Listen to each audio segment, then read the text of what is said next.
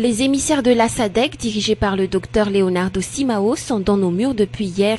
Selon les explications de ce chef de délégation de la SADC, leur mission consiste à évaluer l'évolution de la situation politique et la résolution de la crise malgache, malgré les étapes déjà franchies par la Grande Île, à savoir la tenue des élections référendaires du 17 novembre dernier.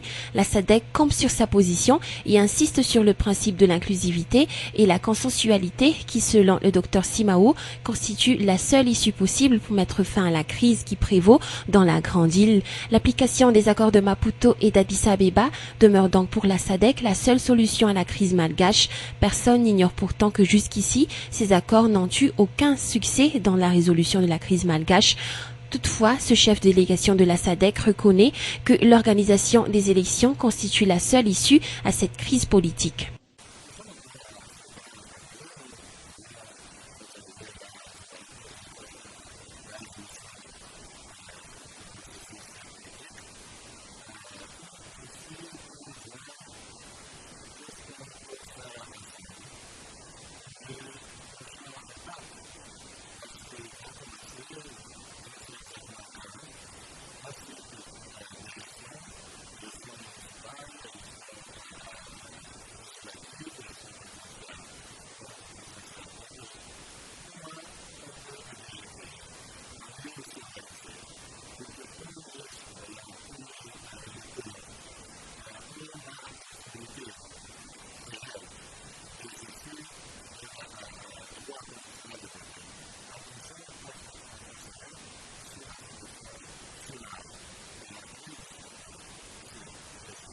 Concernant la tenue des élections référendaires du 17 novembre dernier, en vue de l'avènement de la 4e République, le docteur Simão a choisi de ne pas faire des commentaires, notant que le président Andry Rajoelina, lors de sa descente à Anúcia la jeudi dernier, a déjà émis son avis quant à l'arrivée de ces émissaires de la SADC. Le président de la Haute Autorité de la Transition, d'un temps ferme, a été clair. Tout le monde, la communauté internationale, les politiciens se sont toujours exprimés durant ces 20 mois. Le peuple malgache, lui, l'a fait le 17 novembre dernier. Si la mission de la SADC consiste à conforter le peuple dans son choix, nous l'accueillerons à bras ouverts, a-t-il avancé.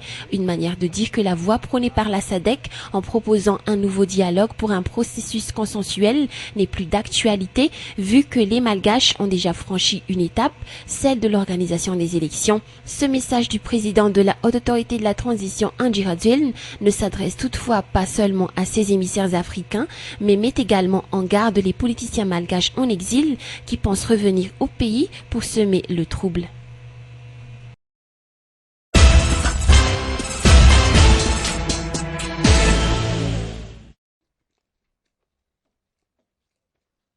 Un litige survient actuellement entre la société Blue Line et la TVF Madagascar.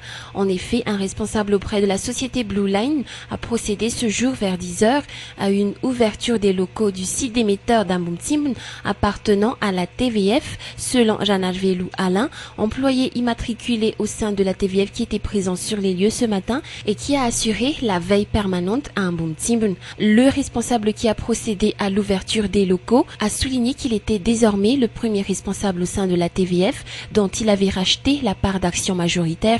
Il était accompagné de quelques techniciens au sein de la société Blue Line, d'un huissier de justice et des éléments des forces de l'ordre. Ils ont procédé ensuite à une fermeture du site après avoir changé la serrure. À cause de ce qui s'est passé, les clients abonnés de la TVF sont susceptibles d'être lésés, car certaines chaînes pourront ne plus être accessibles selon les responsables auprès de la TVF ce jour. Selon Nelly Hudson, responsable auprès de la TVF, sa responsable auprès de Blue Line n'avait pas le droit de réaliser de tels actes car la décision du tribunal ne sera encore prononcée que la semaine prochaine. Effectivement, pour que nous puissions continuer notre travail que nous effectuons en fait depuis 1995, nous avons entamé une procédure en bref délai et la décision de justice en principe sortira la semaine prochaine. Mais pour vous dire qu'à l'heure actuelle, c'est encore une affaire en cours. Nos abonnés risquent de ne plus avoir le service auquel ils s'attendent, puisque nous devons veiller à la sécurité de nos équipements et également à l'inversion des chaînes, puisque les horaires sont différents pour chaque chaîne. Et comme le technicien qui est déclaré comme employé régulier de TVF a été délogé du local, nous ne pouvons plus effectuer ce service.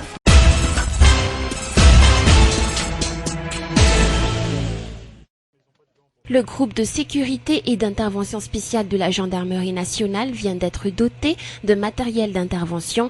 La cérémonie de remise officielle de ce don de la part de la coopération française s'est tenue au commandement des forces spéciales d'IVAT le 25 novembre dernier.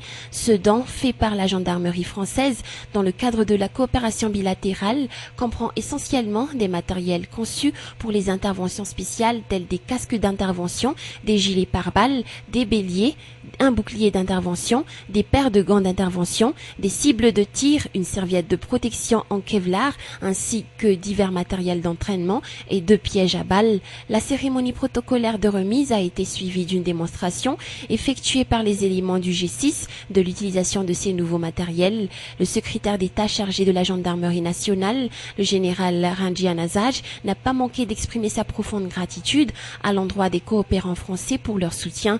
L'attaché de sécurité intérieure près de l'ambassade de France à Madagascar a quant à lui réaffirmé leur volonté d'appuyer la gendarmerie malgache afin que celle-ci ait des éléments capables d'intervenir à tout moment et en toutes circonstances, notant que cette cérémonie s'est déroulée en présence de nombreux hauts responsables au sein de la gendarmerie nationale et la gendarmerie de coopération française à Madagascar.